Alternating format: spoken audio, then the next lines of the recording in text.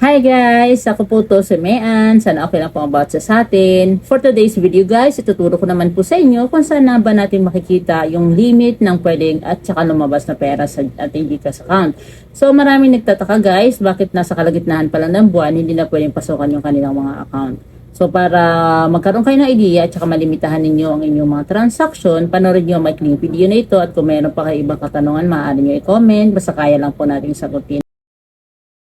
Saan nga ba makikita ang ating mga limit or yung pwedeng pumasok na pera sa ating mga account sa GCash? So, punta ka lang sa iyong GCash account and then click mo lang tong profile sa baba.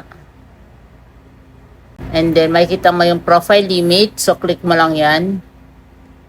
Diyan mo makikita kung magkano yung pwedeng maging laman ng iyong GCash account, yung papasok at palabas na pera. So, okay, mag-alala guys, kapag kapuno na yung inyong GCash, madalas kasi ang limit ay nasa 50k or 100k. Pag napuno naman yan, magbaback to zero yan ng kada every first day ng bawat buwan. So, ganun lang guys. Yan mo lang makikita. So, mapapataas mo yan. Depende sa yung mga ginagawa sa Gcash.